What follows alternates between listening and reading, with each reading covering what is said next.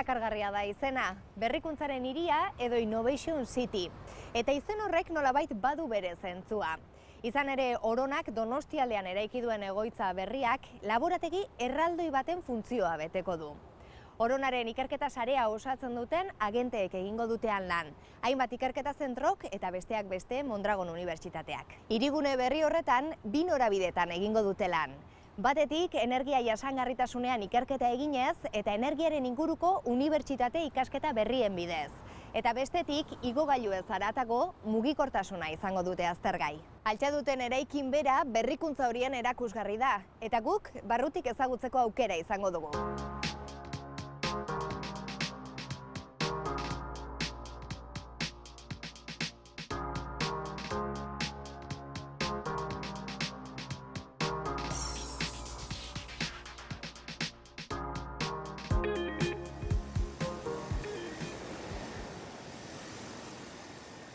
Leku politia, Xavier.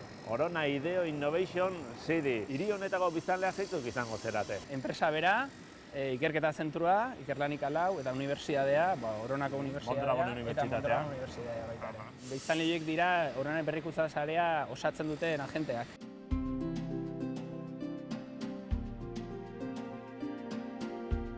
Berrikuntzara zuzendutako proiektu bat berritzaile izan behar da bere hortan. Eta horregatik gure hori jarri diogu nolabaiteko listoi edo langa altu hori berritzaile izateko diseinuan, arkitekturan, energian, jasangarritasunean. Eta hemen espiluak doaz, ez da? Min ispiluak.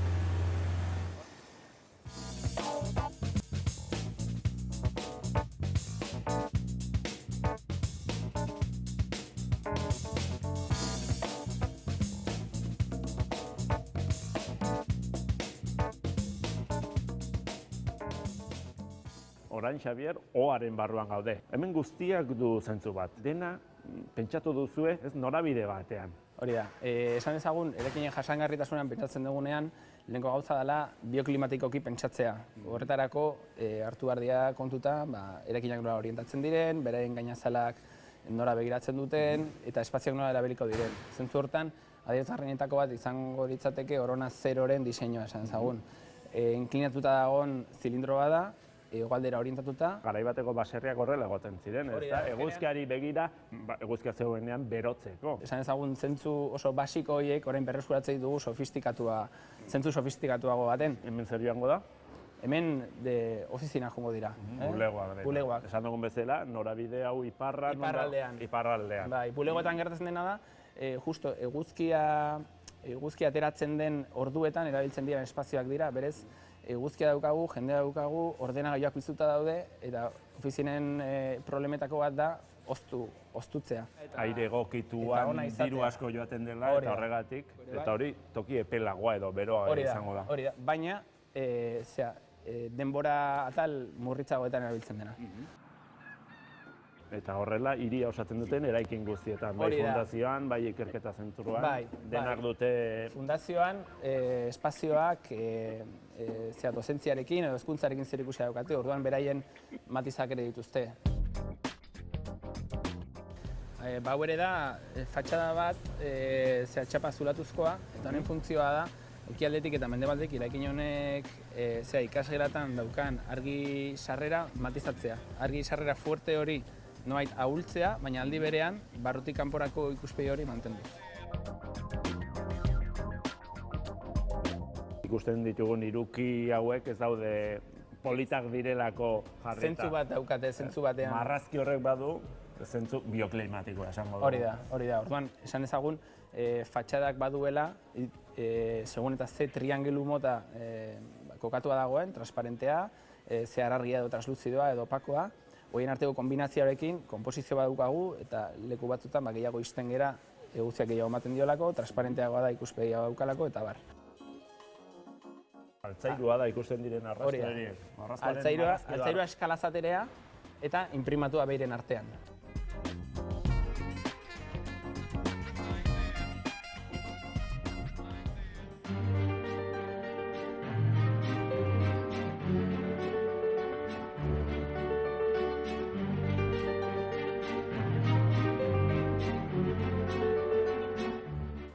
Iker. Kaixo.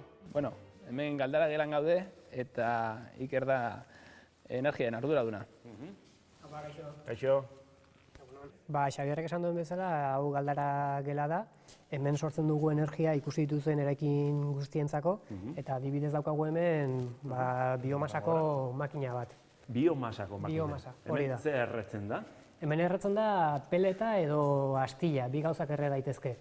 Daukagu biomasa, dauzkagu energia termikoa sortzeko plaka solarrak, eta gero aparte daukagu ere bai geotermiako instalazio bat. Ez dira ikusten, baina daude lurrean egindako perforazio batzuk, 120 metrotara zulatutako perforazio batzuk daude. Hiria dela esan dugu, eraikin asko daude, baina hemen kudeatzea ez da erraza izango, nola lortzen duze hori? Ez, azkenean markatu behar dira priorizazio batzuk.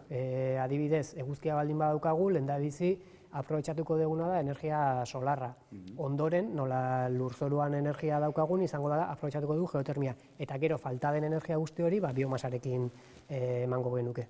Eta hau, peletez beteta egongo da guztia? Bai, goraino egongo da peletez beteta. Eraikinek behar duten energia guztia beraien funtzionamendurako bertan sortzen da, energia iturri berriztagarrietatik.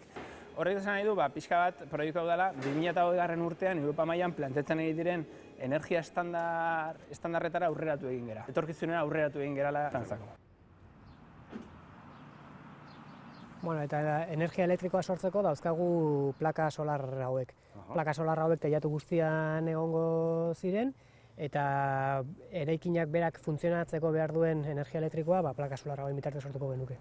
Eguzkia dagoenean. Eguzkia dagoenean, hori da. Eguzkia ez dagoenean, saretik hartuko genuke. Baina urteko balantzea netoa izango litzateke.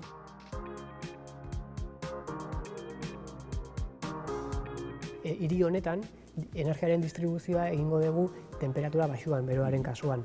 Kasu honetan 55 gradutara bidaliko dugu. Eta horrek eskatzen du beste teknika bat, ezta? Hori da, beste teknika bat dela solur radiantea.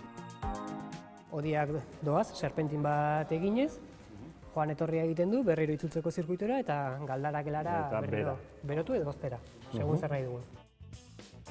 Eraikin guzti hauek LEED eta BREEAM ziurtagirietan ziurtatzen ari gara, zertifikatzen ari gara. Eta zer ziurtagiri dira horiek? Eraikinen jasangarritasuna ziurtatzen duten eraikinak. Kontutan hartzen dute materiala, erabilida materialak, garraioa nola den, energia nola den, ura nola kudeatzen den. Zentzu hortan, eraikin multzo hau, Oronaideo proiektua, estadu mailan lehena da, LEED eta BREEAM bi ziurtagirietan esan ezagun estudiatzen nahi dana. Eta aldi berean eman digute lehen berrikuntza puntoa igogailuekin eta igogailuen energia kudeaketarekin zerikusia daukana.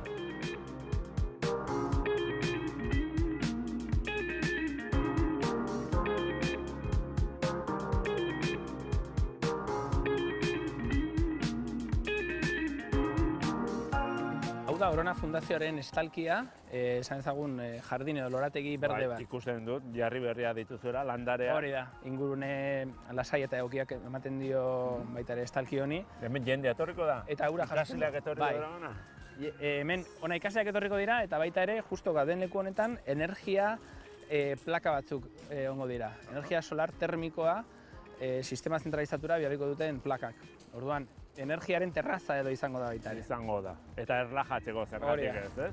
Eta dena elkarlotuz, plazaren, esan ezagun, nivel ezberdinak, eta pixkat hiri zentzu hori proiektu guztiari ematen dion kontzeptu hori enfatizatuz, ez? Bisitatzeko moduko hiria, eta eskerrik asko gaur erakusteagatik, Xabier. Oso ondo, eskerrik zuzu, sortzeagatik.